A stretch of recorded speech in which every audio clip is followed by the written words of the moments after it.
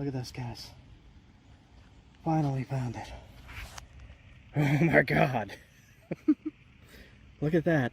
Here, let's see if I can. I have such a tiny hammerstone here. Yeah, look. You ready? Oh my god. I can smell it from here. Look.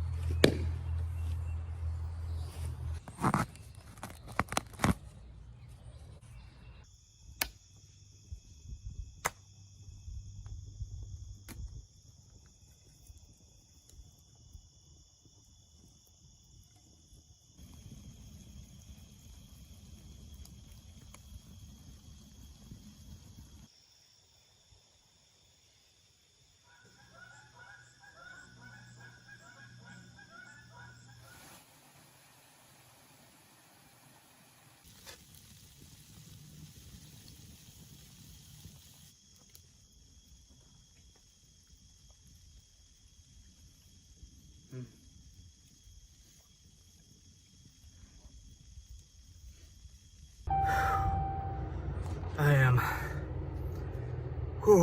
busting my ass here. Whew. You guys watch this whole thing. Right, full stop if you do. Let me know you watched all this. I'm just really quick trying to do this. Kind of at a fishing hole here. I don't want any fishermen coming down and jumping in on the live because they like to do that. Oh, hey, what are you doing? You playing with rocks? Yep, here they come. Okay, so this is hard work.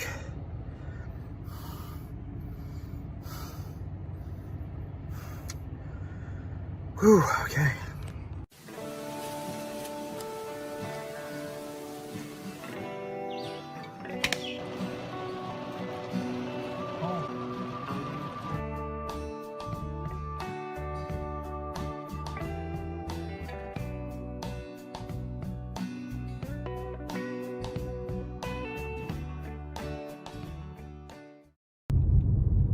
Alright, so the goal here is to explore and look for rocks and look for treasures and look for secret places and awesome stuff and travel and road vlog and video vlog and road trip, travel, kayak,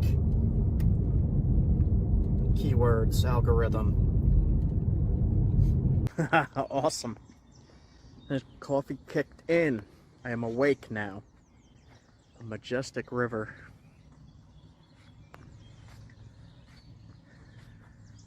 And I am happy to be here. I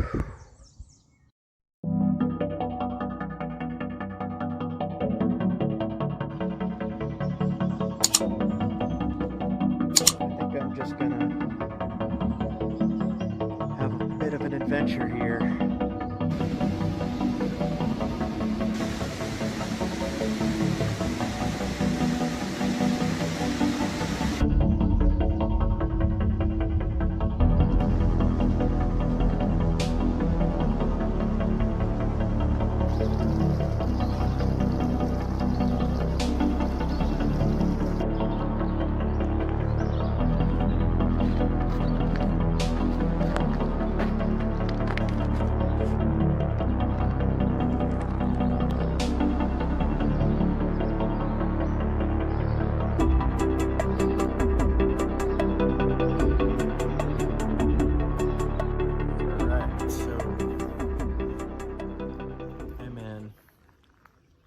National forest here,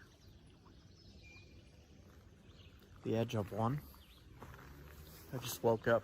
It is 6 in the morning and foggy. I'm not sure what kind of rocks I'm looking for here. It's an all new location. I'm sorry, I'm half asleep. I car camped again. We got in at 1 in the morning. It is now 6 in the morning. So we are not in New York this time. Okay. Back in the car. I'm not sure where I'm going yet. So this is morning 1. And I do not have a plan yet. Look at that fog, man. It was really foggy when I woke up. Okay, heading out. All right. I am still tired. I got a large iced coffee. Not bring much of my bushcraft survival gear, but I did bring my flint and steel thing. So when I start fires, I'm going to try to start it with this thing.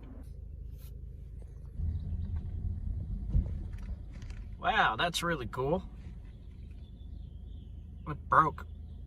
There's a raccoon, a bear with its head ripped off, some squirrels, a stork, or a heron, a cardinal or something, and some kind of bird at the top, but it's broke. That sucks. Cool. Look at this. I am here. Awesome. The coffee kicked in. I am awake now.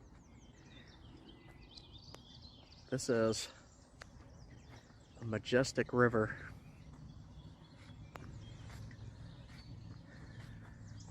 And I am happy to be here. Man, it smells so nice here. Woodpecker. I gotta get my fishing license, because look right there. Do you see them?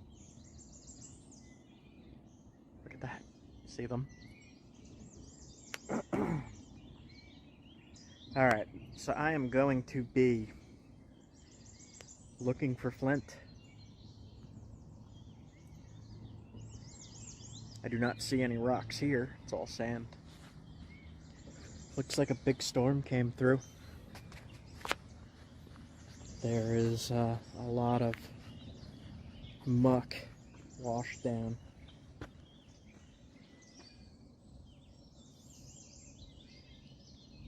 Man, it is so much more springy summer here than it is up in New England.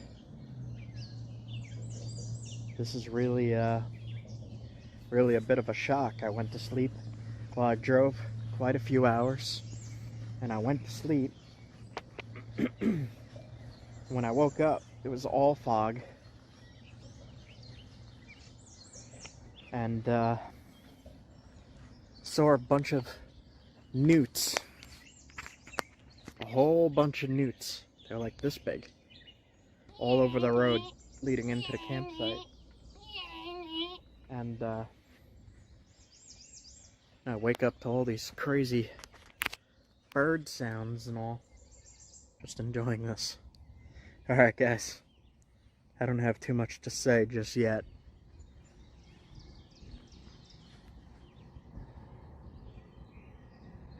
I think I'm just gonna have a bit of an adventure here. I see big fish in the water. Right here, I could see them with my eyes. They're just swimming past. That is awesome, man. Yeah, I'm gonna go get my license real quick. I will be back.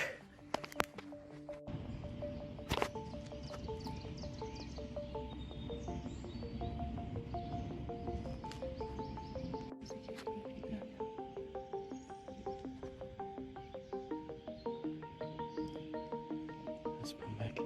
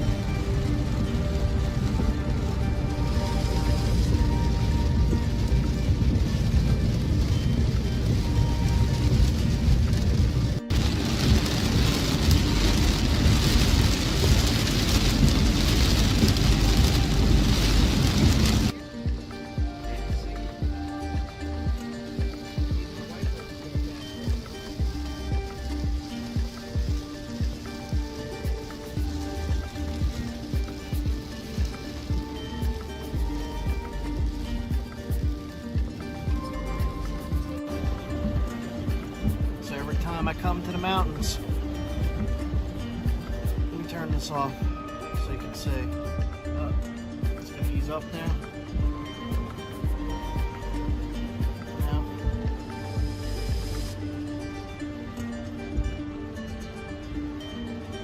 At least we're not stuck in a tent right now.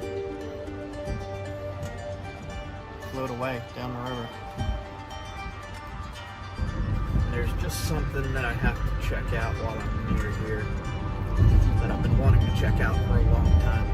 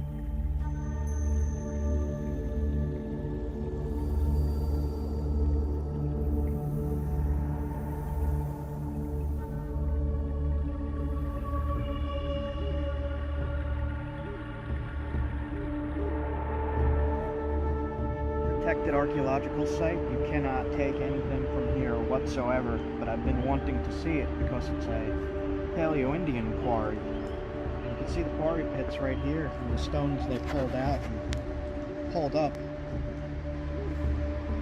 It's pretty crazy to see. I've been really wanting to see this for a long time. Standing on a bunch of tools here and stuff. Little tiny scrapers and stuff.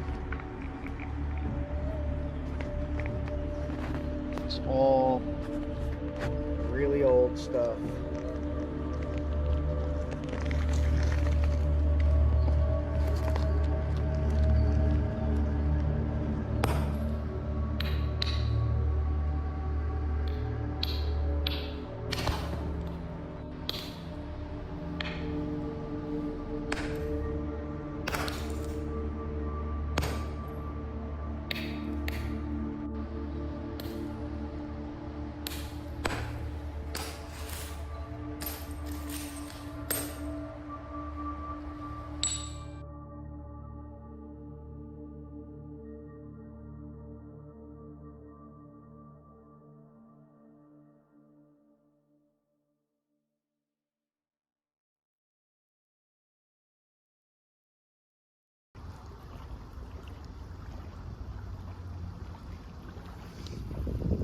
I wanted to try a little bit of first-person action here so I wasn't too far away from the bottle. I also didn't glue the point in.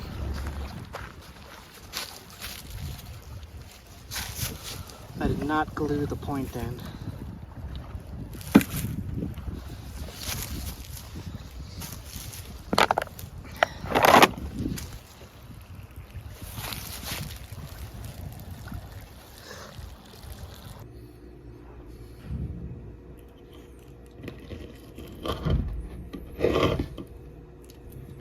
Right through.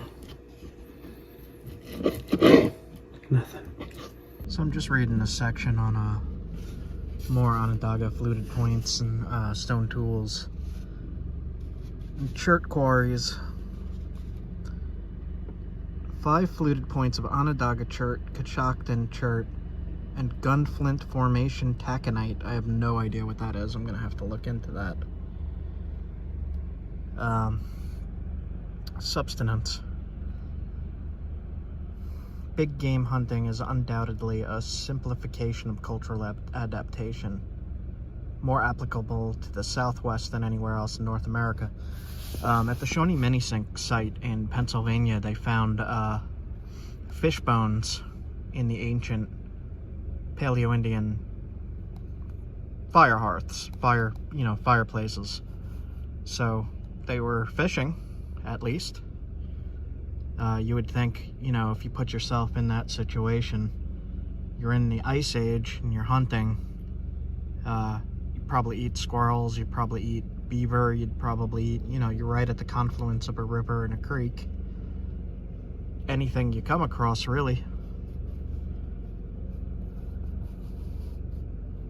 Small amounts of charred bone caribou. Shoop site produced cervid blood, which would be deer, elk, moose, or caribou. Hickory turkey feather fibers in Maryland.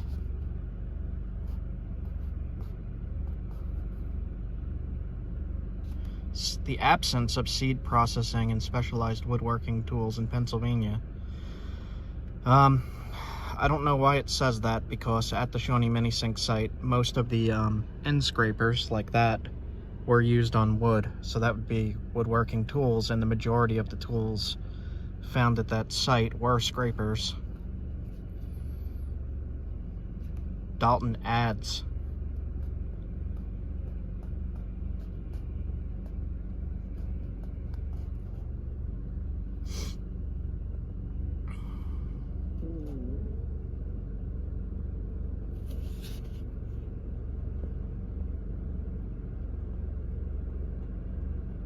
A study of the distribution of end scrapers, the most common Paleo-Indian tool, should illuminate this issue. Yeah, you would think. Hide preparation. However, they have argued at Shoop and Minisink they were woodworking tools. There it is. Okay.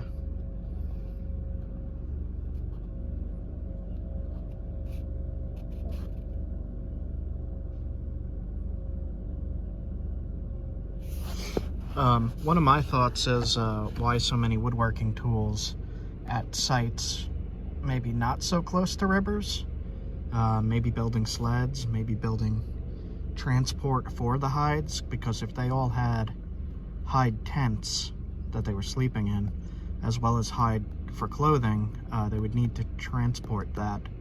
So maybe woodworking for sleds or storage, or I know in Connecticut at the Avon site they found evidence of smokehouses and racks to smoke meat on.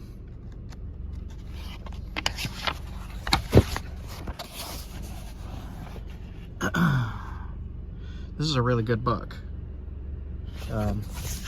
This book is Ice Age Peoples of Pennsylvania. And I actually got this at the Meadowcroft Rock Shelter a long time ago. The book has been in my car, so it's got stains all over it. But really good book if you get your hands on that. I got this drawing in the car. I test that. It's a pretty big point. This is Norman scale chert. Should build myself a mini fluting jig to run the thin flakes easier. Let me give this a test later. Alright. Black chert on the creek. Excellent. Always love when I find random flint like this. Yeah! Maybe we should test it. See how... See the high quality hidden in there? Ooh, yeah.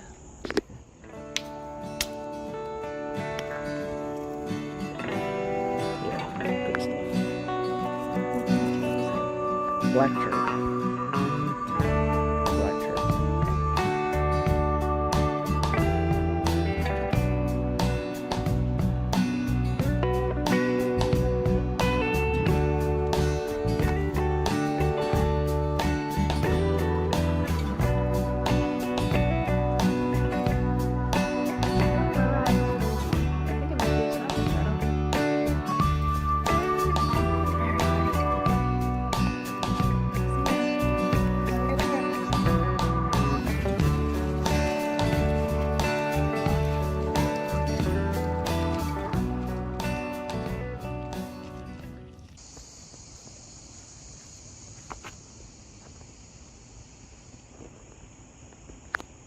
Black chert. Black chert. I got some in my hands here. What do you have? Ooh. Let me test it. Test it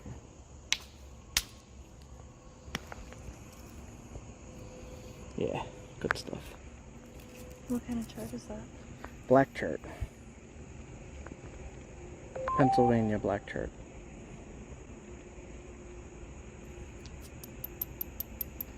It's very ringy. Mm-hmm. I think I see another piece.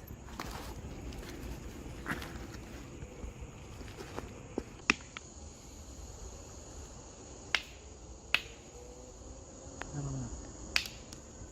Let's see. It's got a lot of crud in it. So a lot of crud here. Let's try this side. Oh, I mean, it is flint. is flint. Definitely smells like really strong like gunflint. It's not really too good. I'll leave this piece.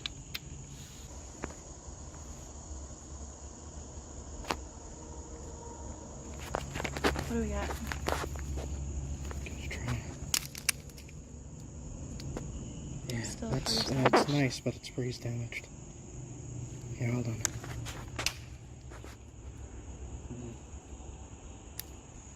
It's very, very damaged in there. Let's see that. It's limestone-ish. Weird.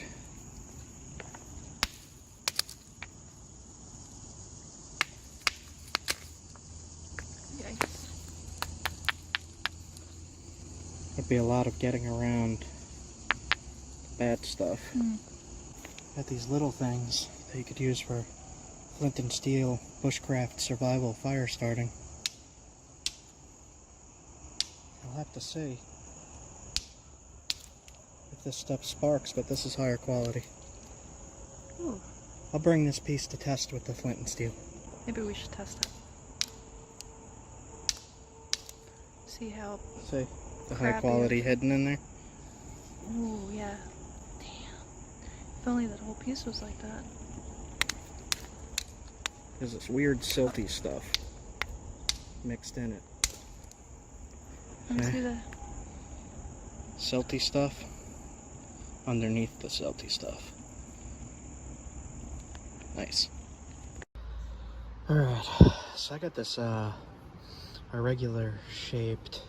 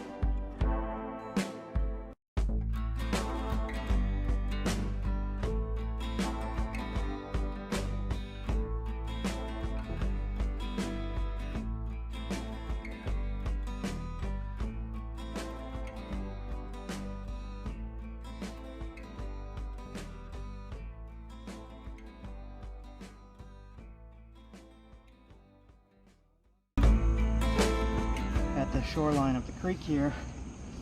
Somebody's been napping down here. Is this your work? Who's been doing this? You gotta take these with you, man. Seriously, this makes some nice arrowheads. Take it with you. When you nap and you're testing rocks on the creek, take them with you. Pennsylvania napper. A friend. Which one of it is you? There's a friend somewhere. It is hot and it is getting dark. And there are toads everywhere underfoot. They might be were-toads. Extremely dangerous toads. Be careful.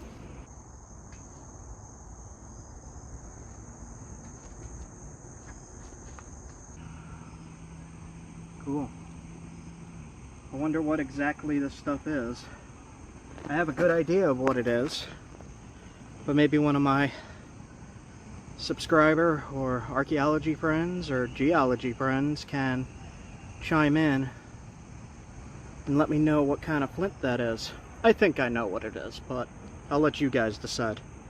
Drop a comment. The way I knew that that was a modern napper napping here was there were little percussion marks with dust, and I did see a tiny bit of copper and possibly a tiny bit of steel in that rock. If you look at my hammerstone, you could see the dust residue right there. That was on the flakes. So I could tell immediately if something is modern or not, for the most part. Well, very recent. Yeah, very recent. So, flint napping is the ancient skill of turning a block of stone into a usable tool, like an arrowhead or a knife. And people all the way back to before we were human did this to make their tools, to make their axes.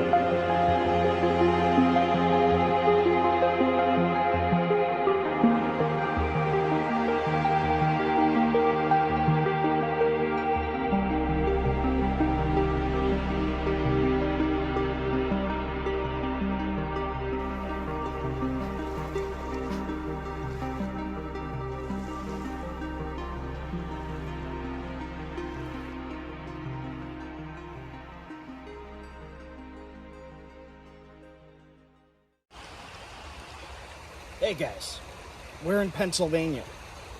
I got flint. Look at this.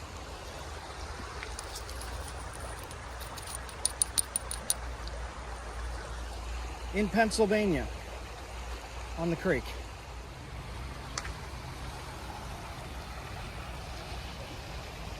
There's flint at my foot. And there's also flint in my hand. So we're going to use this stuff to make arrowheads, flint and steel, bushcraft fire starters, and spear points.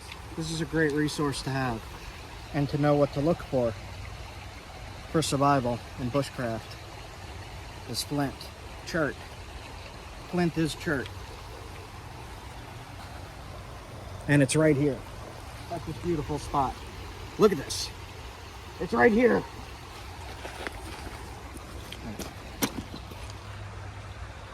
We'll test right here. There's a freeze crack going through, but when you hear that sound, yes. Oh, that is the best. Look at that. So throughout this video, I'm going to be hiking, traveling, exploring these wild areas, looking for flint, for stone tools, survival, bushcraft, and flint napping arrowheads. I only have one day this time. Not too long to look. I'm gonna head down to a river and see if I could find any flint.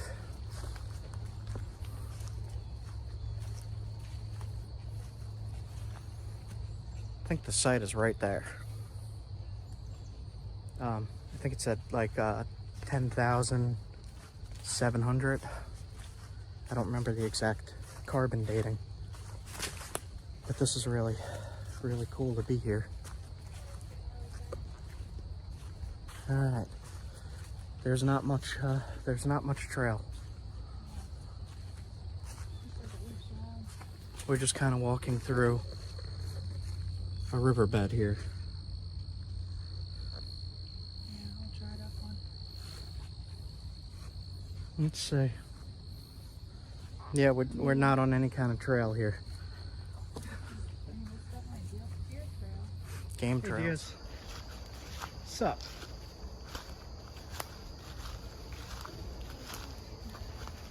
I could at-ladle you. Okay. We could try back this way. Not seeing rocks here. Like, if we can get down into this creek. Check back. This is Raccoon tracks. I'm sinking. I just walked right through the brush, so ticks. Really? This is extremely swamp. You sinking? She's sinking. Raccoon tracks. Raccoon tracks. Yeah. Little pulp handprints. It's cute. I'm just gonna get this footage because this is kind of awesome. Oh my god, this is wow, this is really beautiful. This is interesting. Yeah, this feels like I'm sinking. Yeah, you don't want it's like you don't want to keep your weight down. I'm gonna See if we can get cut through here. This is all a little more stable because of the roots. Jesus. So where I'm trying to get to is right there. But this is hellish swamp. I feel like I'm gonna sink. Ugh. Ugh. I don't imagine this being any better. over there looked worse. Yeah, Right it does past look the logs. worse. Like it's way muddier. Alright. I mean, we can always come back in winter. If this doesn't work out today. Just Wait for all this to die back. seeing how it is.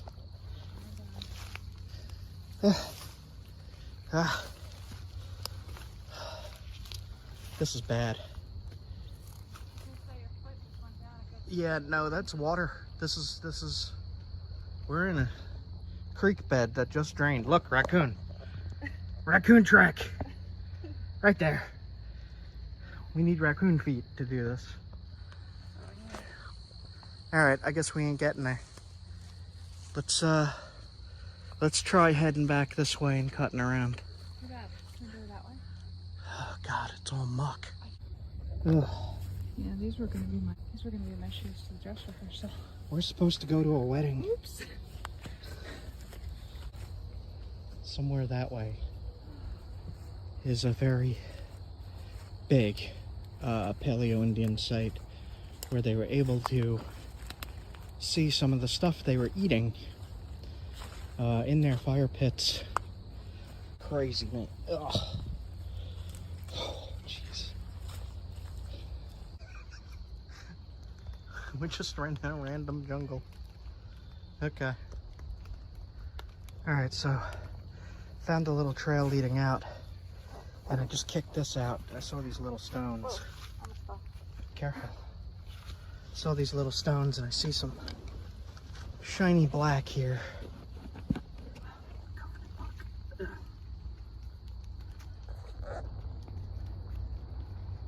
This looks like it might be something.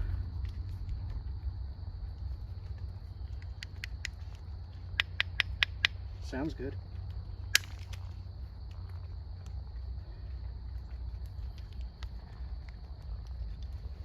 Can't really see from here.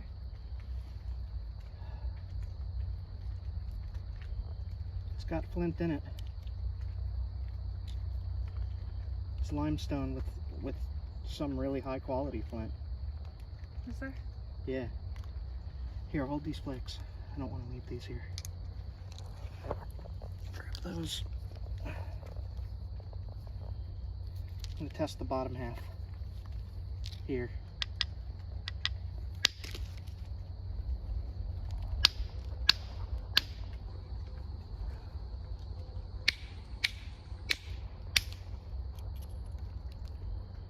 Black flint.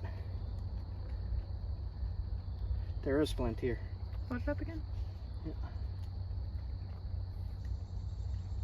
Cool. Look.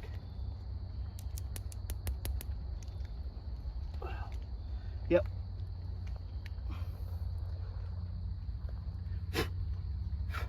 Just a chunk of black flint.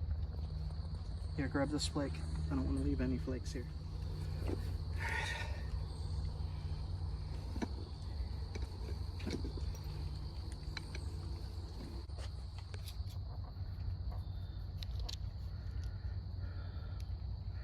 So there is black flint in this area, and I read that all of their tools at the Paleo Indian site were made of black flint. So that's pretty awesome.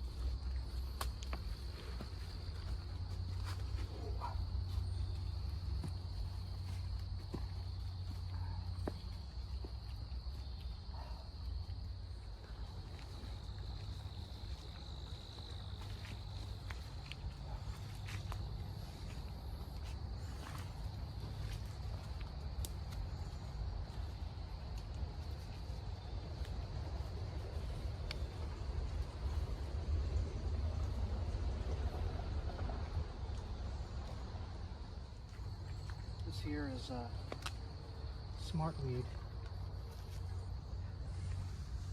I'm not sure if this is the stuff or not. Lady's thumb. It's definitely the same family. One's European.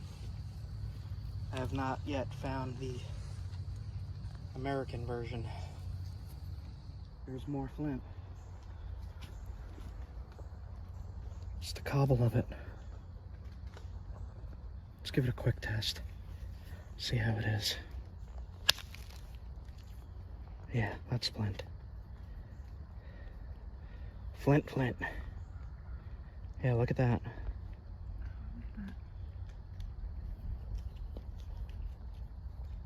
See? What is that? The cortex is like tan brown? That's a limestone. Yep. Just seeing that red spot. Leah just watched a mosquito get me. Alright, so a lot of these sites that I go to where I collect rock, sometimes I can only get to them in fall and winter because of this, really. I just don't want to walk through mud sliding through sticker bushes and stuff like that. So we'll come back to this spot in late fall, early winter and see what we could find.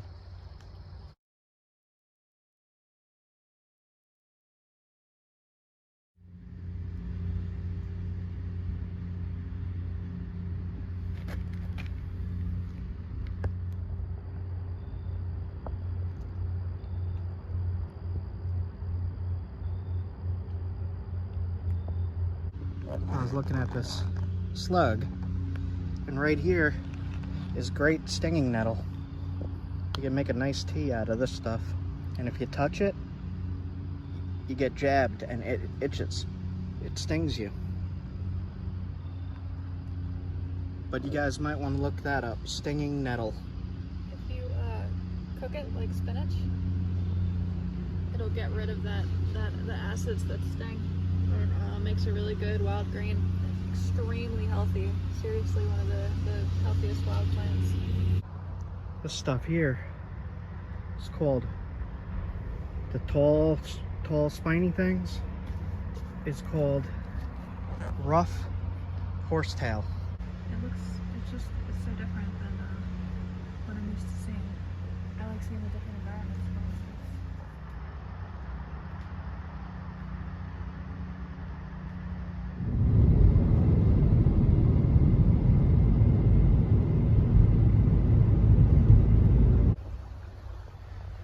There's sea rocks right there.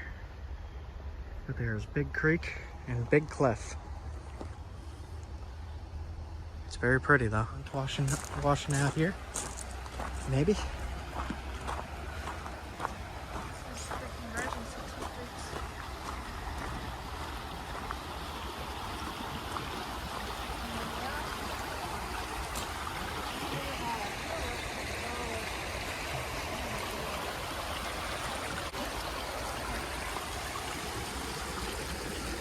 Try this. That is Flint.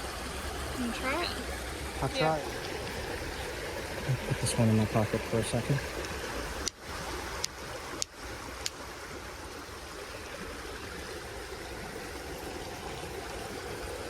Black Flint. Awesome. Definitely black Flint. So I'm going to make a point out of this piece.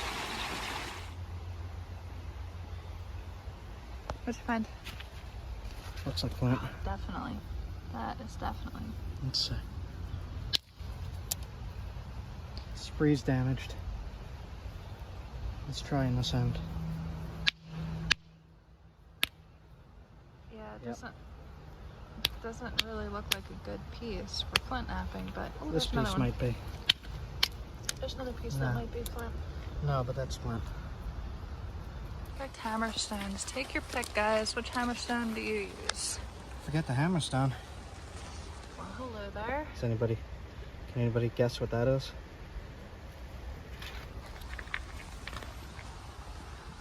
Besides. But Alright, so there's a crack going through the rock right here, so I'll just knock this ledge off. See that? a little bit of freeze damage, just a little bit. It's workable. Huh. I've got a piece here that you can nap. That one looks a little difficult. It's good.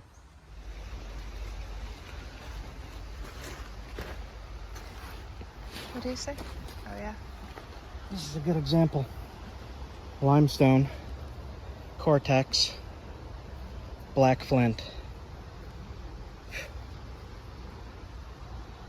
So it's all over the place here. I want to get enough just to make one point. Make 1 point to test and flint and steel test.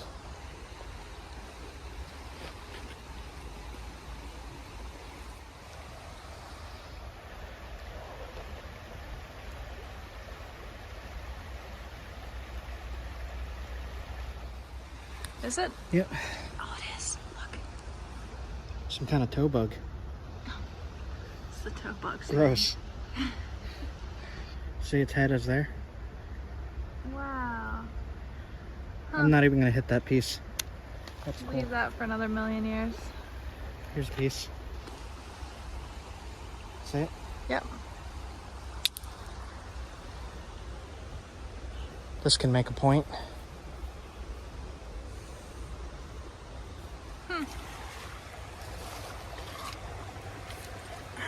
Oh man, I think this might be the best one yet. Jeez, look at this. Let's test it. Nice. This is gonna be. It's, yeah, you can already tell it's gonna be a good piece. We'll test right here. There's a freeze crack going through, but when you hear that sound, yes. Oh, that is the best. Look at that. That is definitely the best piece yet. This is what I was looking for. Freaking excellent. All right. So I'm gonna nap a point. I got a pile of stuff here. I got these two awesome flakes. Look at that. Super high quality. Look at that. Beautiful. Got my hammerstone, pretty well used already. All right, so I got this piece of really high quality flint. I got my hammerstone, the stone I use to knock flakes off the flint. And what we're gonna do is we're gonna flint nap. Flint napping means making a stone tool or an arrowhead. So when you're taking flakes off like that, you are flint napping. Doesn't another piece, but it's super damaged. Like, yeah, you wouldn't be able to get anything out of that. You could see the difference in consistency there. yeah. What you're looking for is the smooth, without cracks, without lines, without ridges like that. So you're looking for this. For flint knapping, at least, right? Yep, that you could use for flint and steel, but this is what you need for flint knapping. All right. I wonder if I should make a big point out of this.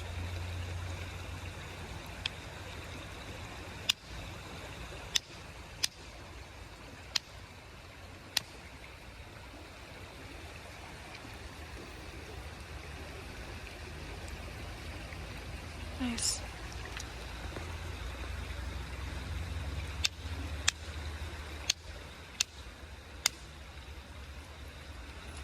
This is going to be good for the spear point.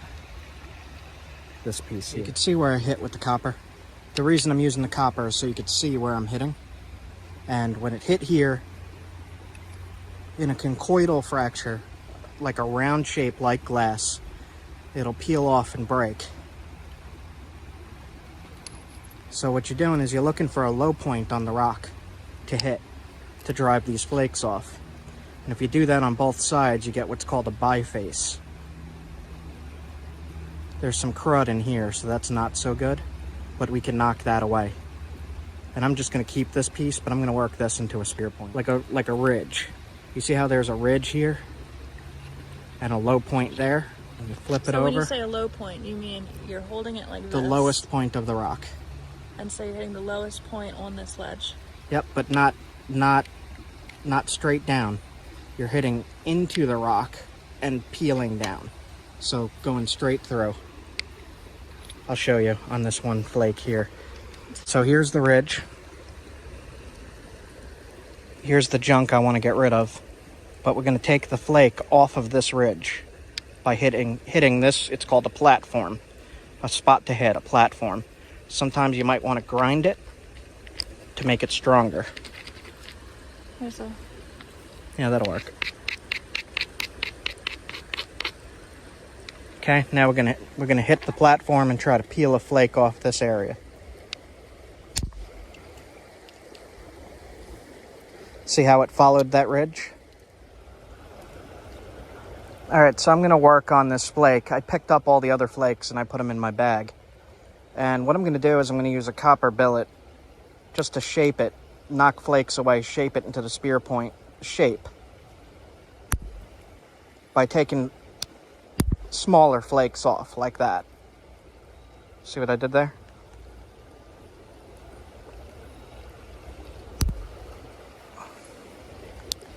And you're going to just continuously do this around the whole piece, and it's going to create that really pretty arrowhead flaking that you see on so many napped points.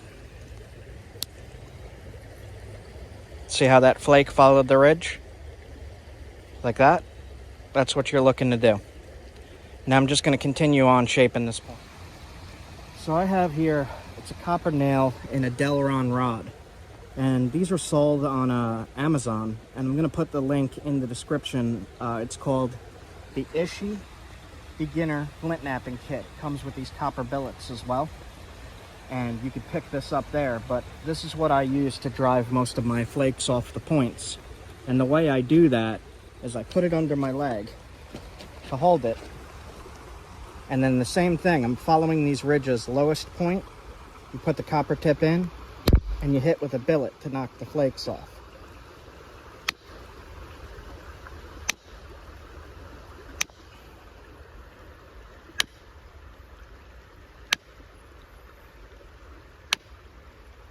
Flipping it back and forth and hitting the low platform over and over again.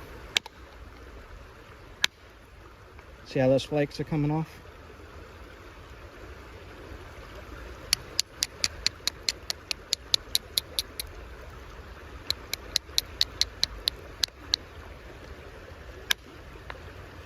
See what it does?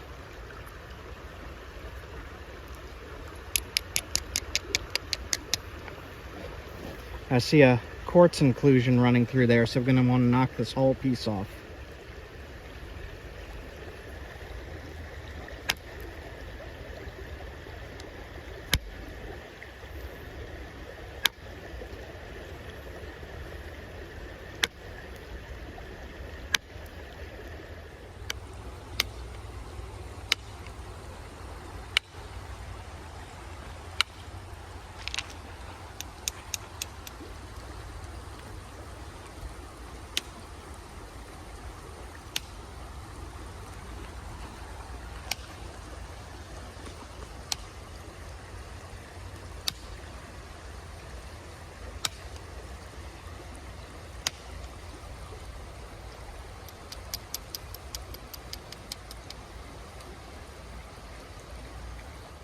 Now something that helps is if you grind the edges, it makes those platforms a little stronger for you to be able to drive the flakes better.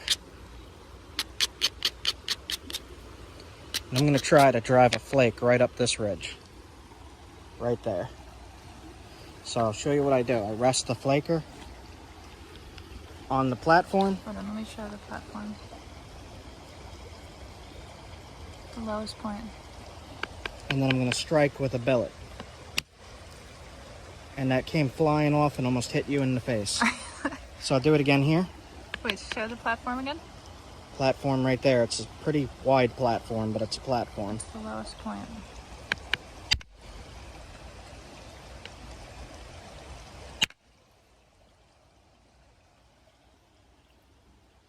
See that?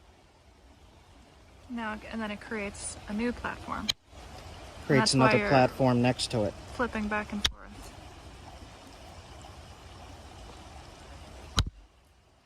See how that works? We'll do one in the side, right at that low point.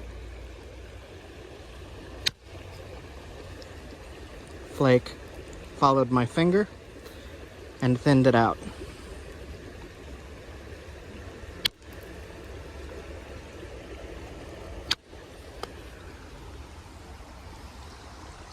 Alright, I'm going to finish this point up. I'm going to put a little card up in the corner so that you could click and see the full process of flint knapping in another video. But I'm going to finish this up and make my point. So we'll just speed through it.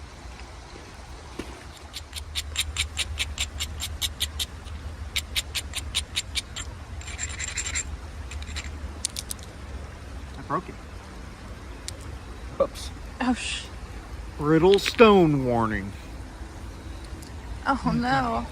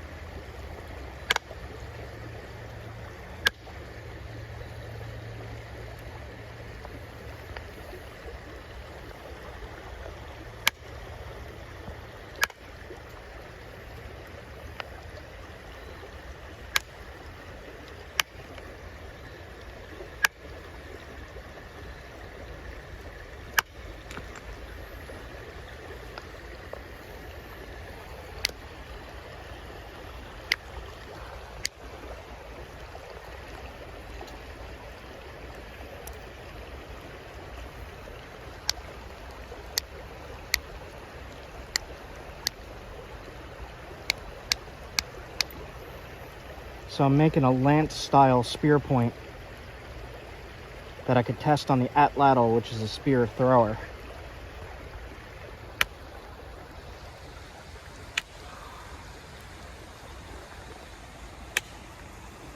Now, this material seems slightly brittle, so you gotta be really careful because it could break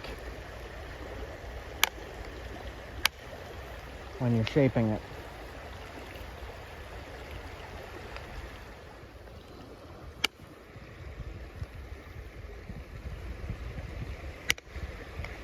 I need a heavier billet.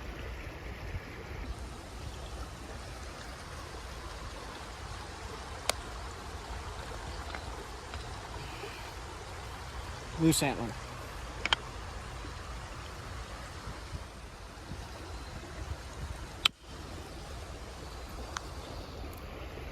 The bigger the billet, the more powerful the strike is, the larger flakes are removed.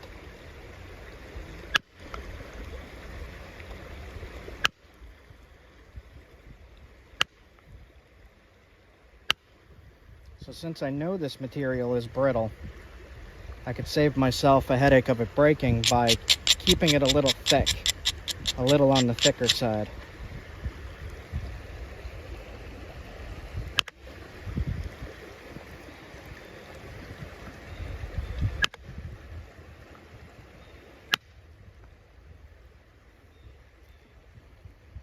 See that?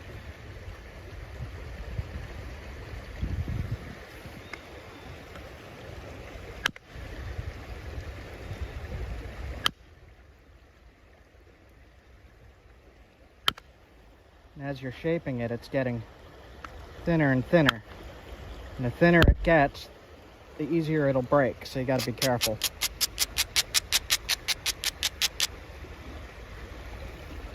Especially working on the base. The base is extremely delicate. It could snap the point right in the middle.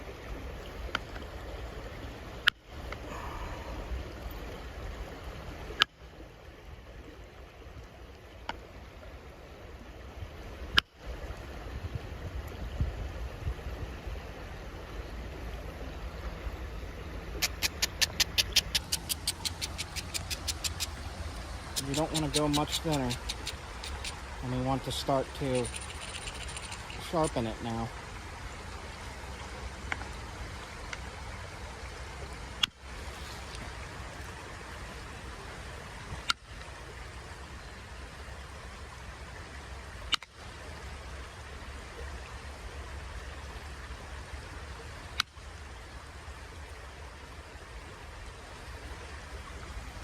All right. Biface means it has two faces of worked material. It is a little thick, but we will fix that. And the way we're going to fix that is with, it's called pressure flaking. And instead of doing what I'm doing here with the indirect and hitting, what we're going to do is we could even take the issue stick itself and press flakes off, like that.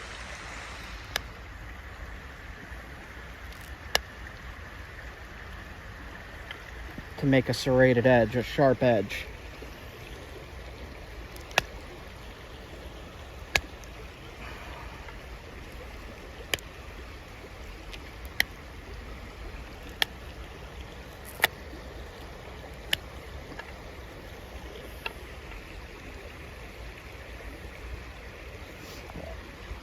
Usually I have to switch back and forth between indirect and pressure flaking, just to thin some areas.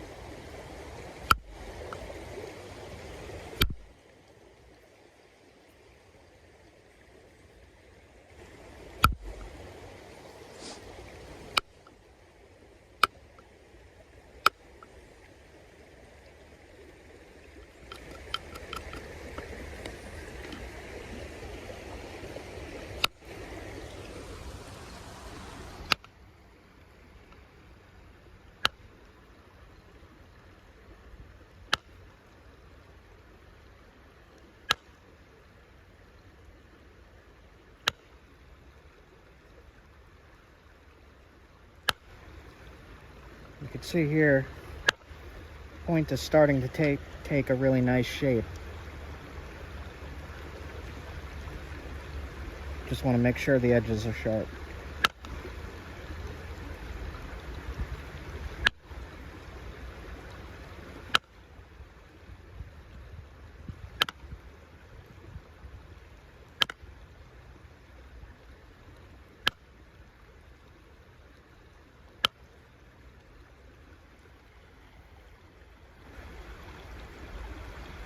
See a flaw in there, so you want to try to get rid of flaws by knocking them away.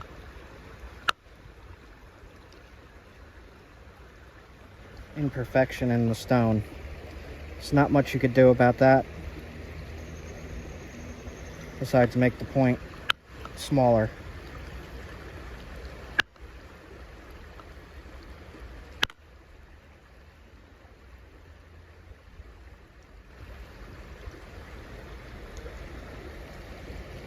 I'm not going to go much thinner than this because it is a brittle stone.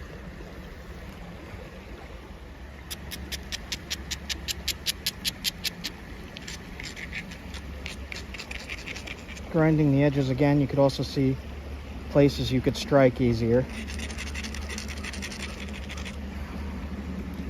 And I'm going to do one more thinning pass on this edge from the top to the bottom.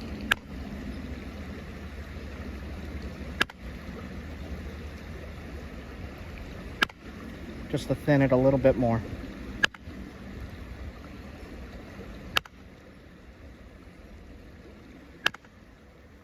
It's kind of crushing and hanging up, but it's working.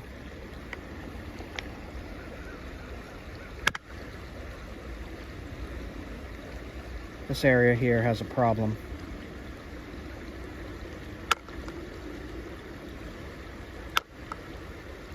When it has a problem, it gets a lot harder to control those flakes, right? Mm-hmm.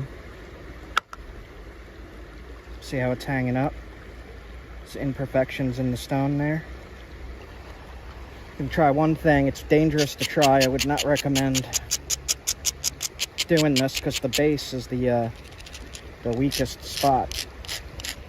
And when you say the base, what do you mean? The bottom of the point.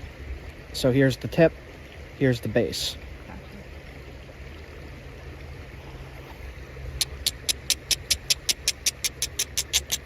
Now, if you do it at an angle, you're less likely to break the point, but the point might still break.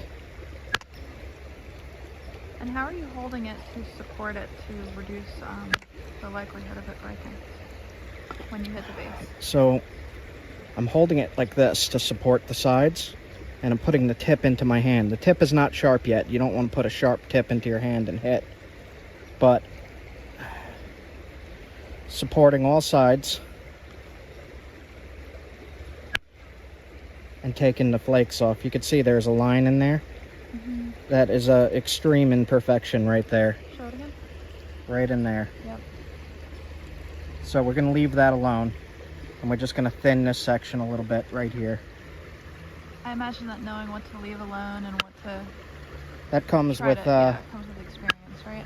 That comes with doing this. As you do it, you'll learn what's good, what's not. So we got the basic point shape down. I'm just going to thin right here a little bit. I think it's interesting just to show how you're holding it. Because when you're hitting it, there's a big percussion wave going through the stone. And so when you hold it, you're kind of controlling that wave of pressure. I don't know how to phrase it correctly. That's right. That vibration that's going through the stone. Mm-hmm. So there's a big problem in there that we're not going to be able to do too much about. I'm going to try one more thing. You don't need to fix that for this to be a good hunting point. But if you're doing this for art, you're not going to like messy things like that.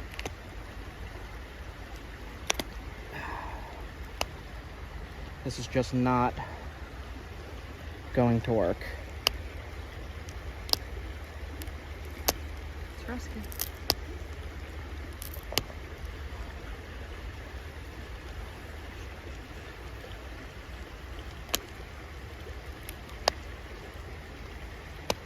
sometimes you could get the angle right and peel it off, but I don't know that I'm going to be able to do that.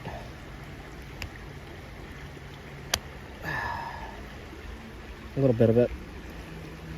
All right, I'm going to try one last thing for that spot.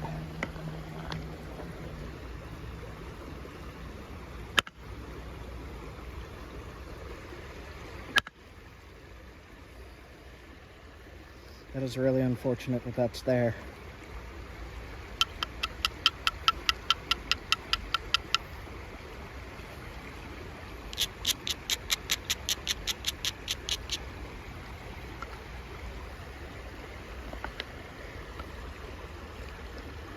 Risky. Don't try this.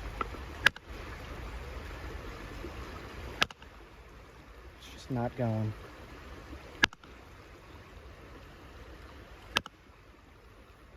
Just doesn't want to go. Yeah. Oh well.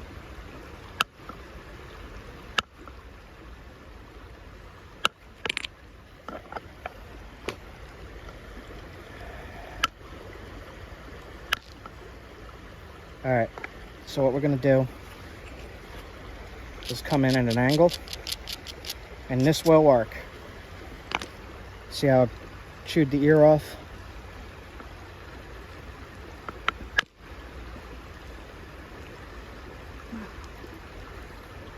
Very good bit of it.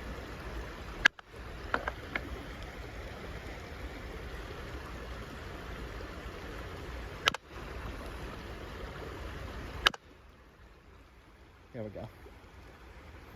And there's the imperfection that held everything up. All right, so we got a thin enough base now.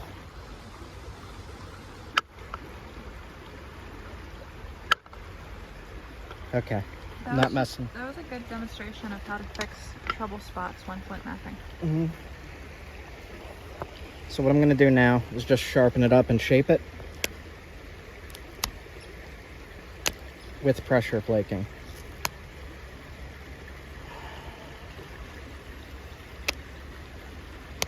This is a very, very brittle stone, but it's working, and it's working pretty nice.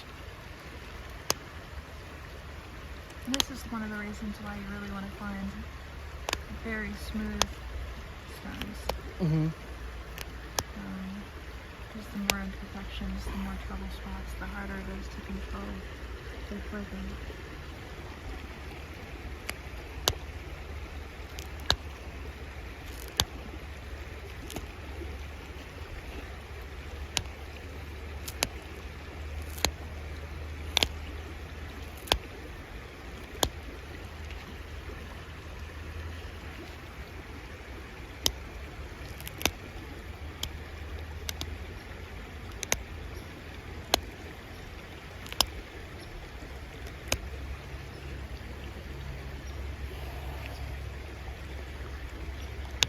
Tip is very brittle.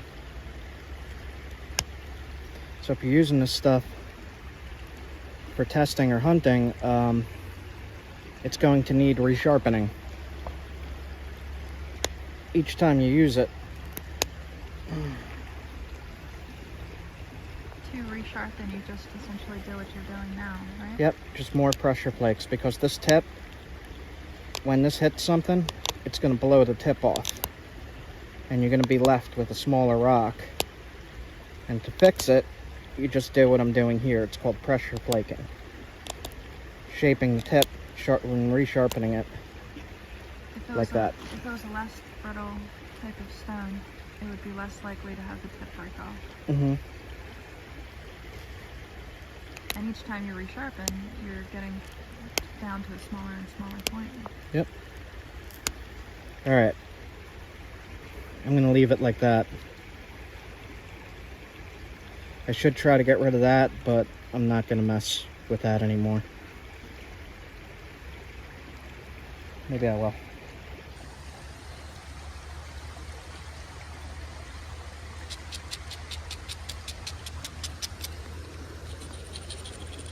I'm just going to try to hit this one spot right there and see if I could get rid of that lump.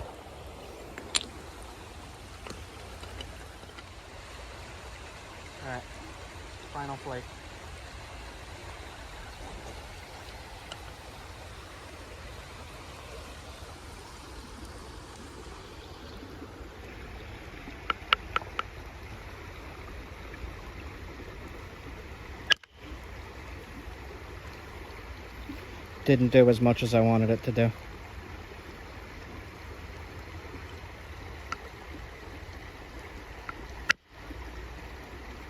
Does have a problem in there.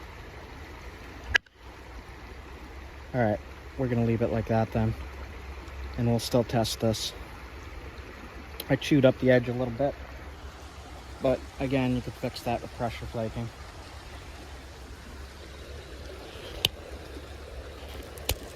See that?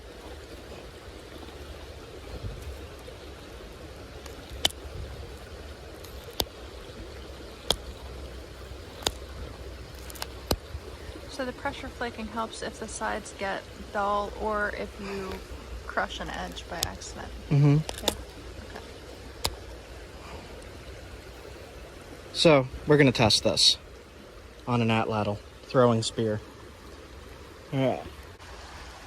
So the adventure of finding this rock.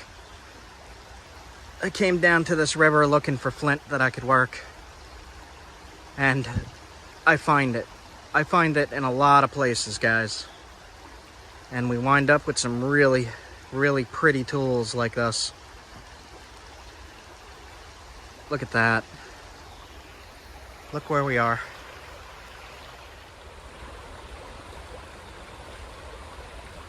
Black chert. Beautiful. Ah. What a day. What a day, what a day. I got bit by a mosquito. Right there. You can see it.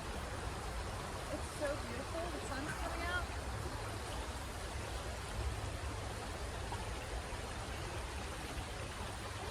Wow. Spot like this with flint. We just need a fire pit and a fishing pole for the trout, because I know there's trout in here. Let's just build a house. We live here. All right, guys. When you do this, you're gonna want to pick up all your flakes. You don't want to confuse any archaeologists or anybody, even coming down to the creek, a little kid, being like, look what I found. And it's not anything at all except something you made. But all those flakes you knocked off, you could make tools from. And you could make smaller arrowheads from, so you're going to want to keep them. Just pick them up. See? Look, on pottery. Flake that into an arrowhead. How old is this? I don't know. Found some pottery. Leah just found some ceramic.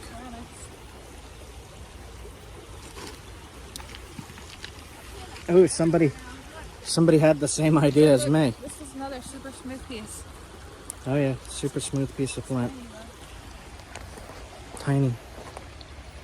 Taking it. So I got my sample. I got my point to test. I got this beautiful spot that I found that I'm gonna mark down and come back to all of the time. There's flint here. There's apparently fish here. I see fishing line and hooks, and maybe in some of these pools we could spear a fish and cook it up. Who knows? Leah keeps finding flint, putting it in my face. All right, guys. Quality, high quality piece right here. Leah found some pennies and a quarter. All right, guys. Just napped on the creek. Flint Creek. Flint Creek. We also found metal. And stinging nettle and the horsetail. You might want to look those up, guys. Horsetail and stinging nettle.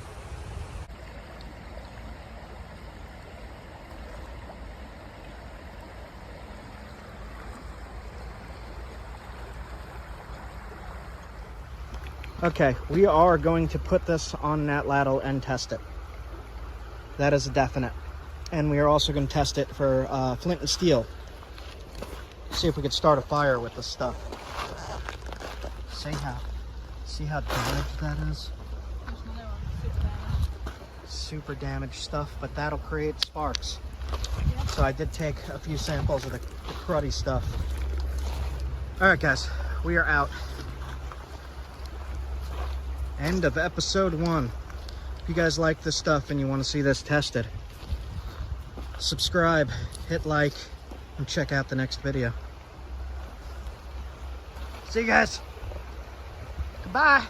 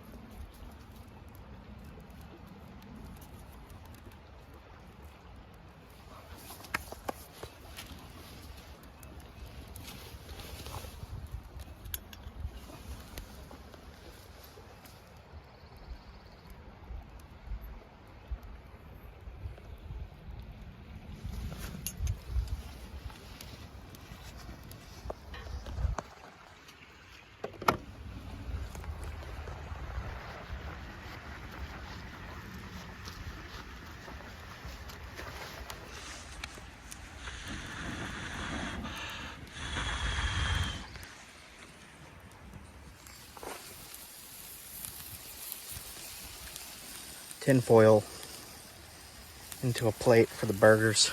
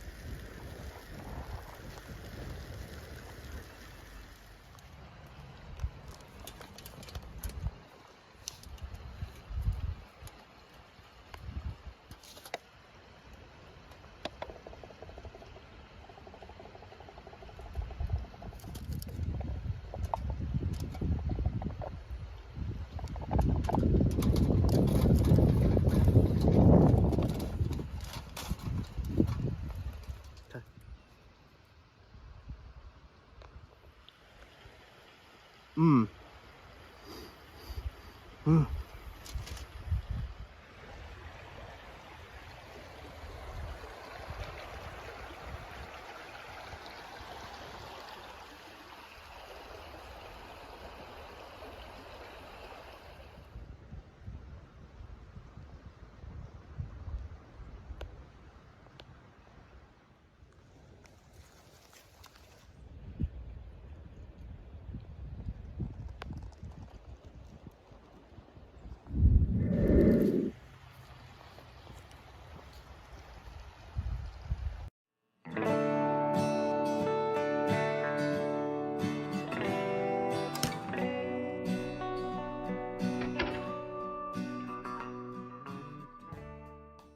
We just pulled off to stretch our legs, and there's this really beautiful creek down here.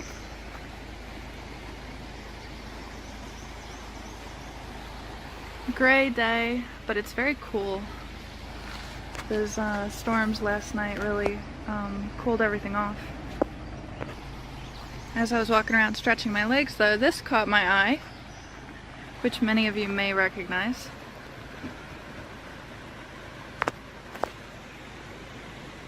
See those little hairs sticking off? This is stinging nettle. Now, this is something that is really common in a lot of areas and a lot of people have no problem finding, but I've really never had too much luck finding it, so it's very exciting for me to see.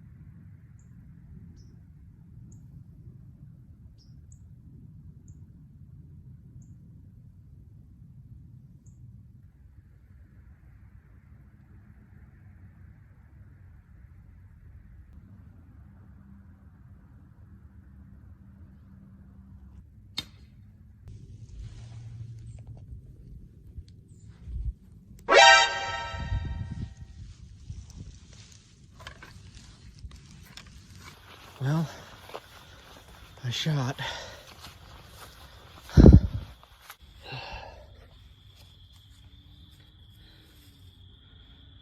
Point is intact. I went in through here and came out as front. Okay.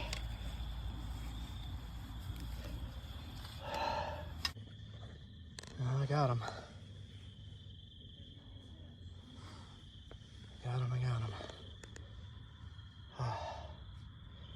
Success. Whew. Well, I got him.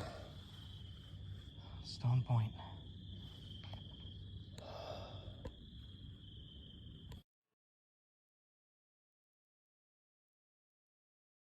So I just cut some duck to try to make some jerky out of it later with my little Clovis point. And Leah is cutting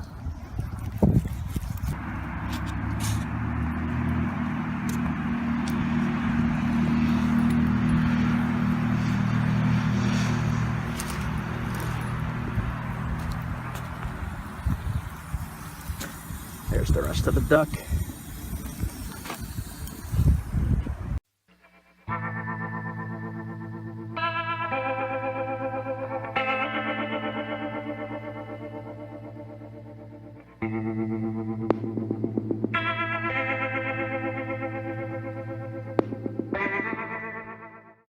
So I came to Meadowcroft Rock Shelter in Pennsylvania, and it said it's only open Saturday and Sunday, but they just happened to be doing one tour today, so I'm able to get in, and I'm kind of excited. I've been wanting to come here, and they kind of told us to avoid the school groups. So I'm trying to. They're down in the Indian village area over there right now. And I'm heading up towards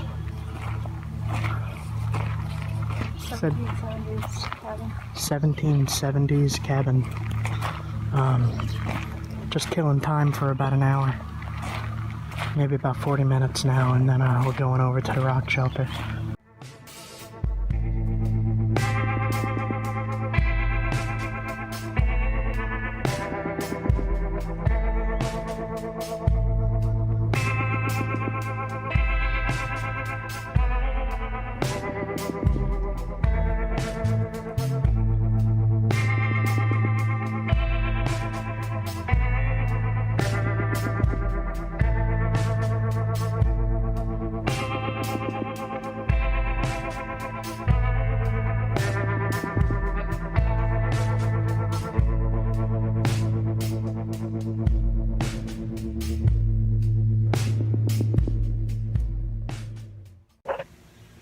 So I don't know if I'm going to be allowed to record in the rock shelter itself, but the grounds here are pretty cool. They got a little atlatl spear throwing event with little kids throwing the spear at elk. Yeah, an elk decoy. They also have like showing off furs to the kids and a couple little wigwams. But I didn't really see too much over that way because there was so much going on with the kids, and they kind of told me to avoid the school groups. So came over to here in this little picnic area with a cool oven over there. And we're just hanging out. Hey. I also have the farm implement museum with old wagons. That was cool. I don't know what that sound means. What am I supposed to do? Is it lunchtime? It sounds like lunchtime. I hear the kids screaming. So I'm assuming during the busy season that they have a lot more actors walking around and playing parts of like farmers or blacksmiths or... Do they have that at all? I don't know. That's what I'm assuming it should. I saw some pictures of people dressed in, you know, early colonial. But it's not open. It's not open today. I just happened to get lucky and be able to get in on one tour of the rock shelter. So we're about to go into the rock shelter. I don't know if I'll be able to record in here. So I'll record a little bit on the outside. But right up there is the entrance into the rock shelter.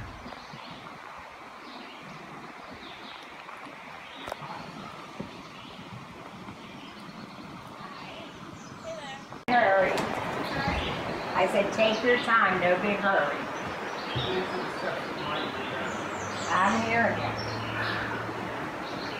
And the creek is down here.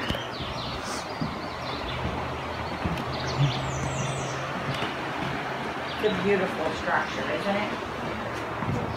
A local architect from Pittsburgh built it. For the other ones to come up and then we'll start.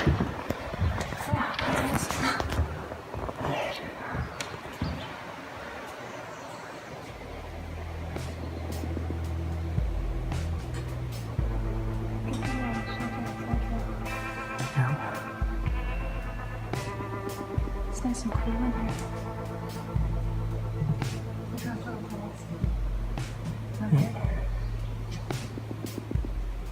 Interesting. There's little archaeology bags there.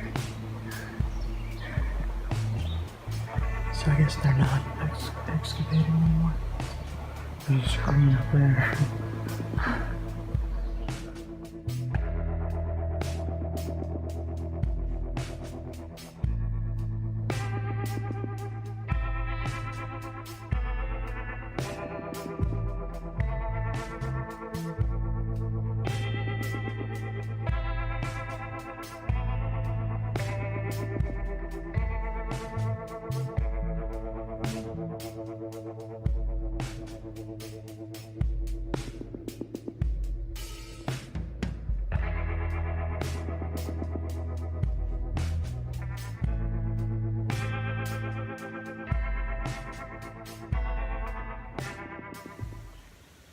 So I'm at Cross Creek Lake. This is the Lake Shore Trail. There's Leia. Hey. We just left Meadowcroft Rock Shelter, and that was a little weird coincidence. We just happened to get there, and it was closed, but there was school groups going through that were in there.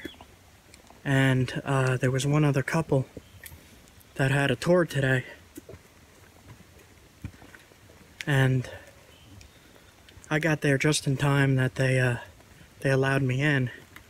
I did get a little bit of video, and the tour guide, and her name was Sheila, was really amazing. She's been working there for 35 years, and she knew a lot of information.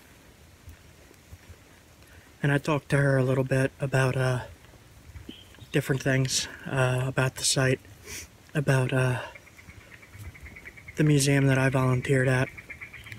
And she wanted me to get in touch with the director to see if I could possibly do some flint knapping demonstrations at the rock shelter, which would be really cool.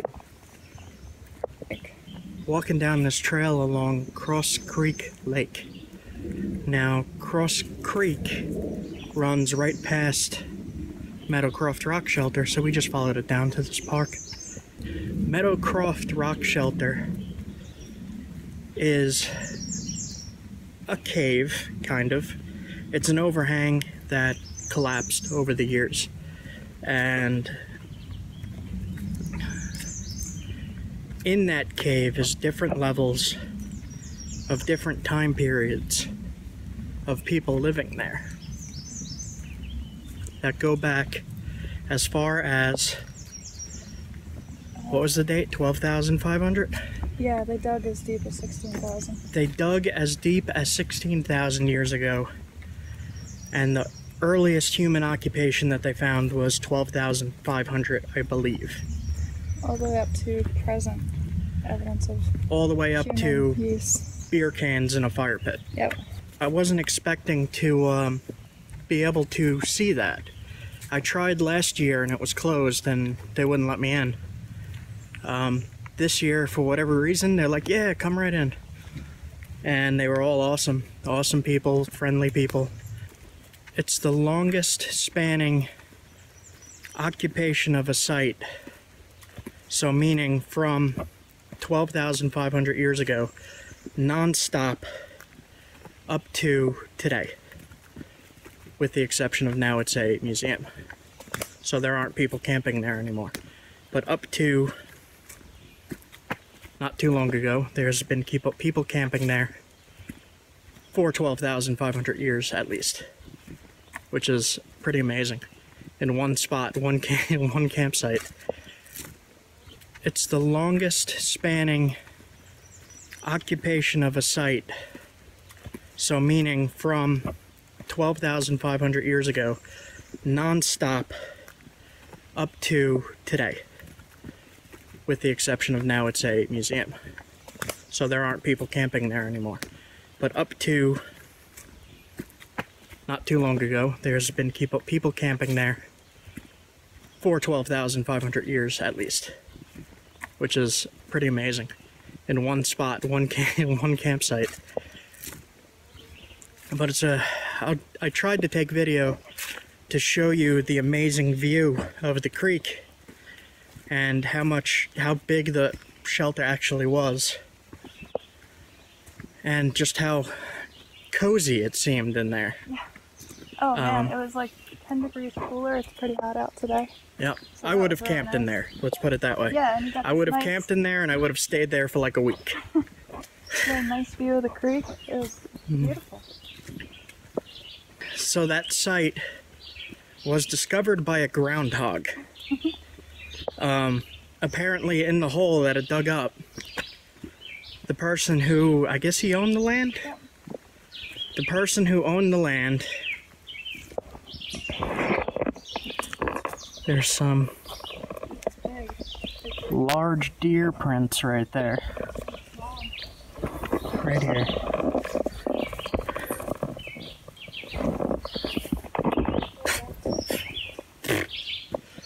So,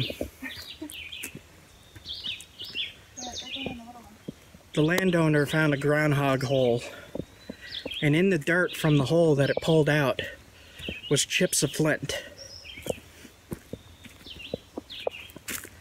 So, long story short, it took him 18 years to find an archaeologist that would dig out the site that that a groundhog discovered for him. So he didn't want to tell anybody about the site because he was afraid people would come in. I'm sliding down this hill and loot it and destroy, as he said, pages of history and not be able to get them back. So he didn't tell anybody about this site for 18 years until he found an archaeologist who would be willing to come and do it correctly. I just thought it was really really amazing. So this is pretty cool. There's a big lake here, and there's a creek running into the lake. Okay, so the other thing that I learned from this place was that there was a occupation before Clovis. So it was called, the point that they found was only about this big, and I saw that it had hit something and fractured, and they resharpened to fix it. That point was 12,500 years old, which would be the oldest point on the east coast here. And that was, it was at a very bottom layer of this cave. Now, they named the point after the guy who discovered the site from investigating the groundhog hole. Miller. His name was Miller. They were selling t-shirts that said, "My Miller point is older than your Clovis point," which I was like, yes. So, Pennsylvania has some seriously nice parks. Everything's really well taken care of.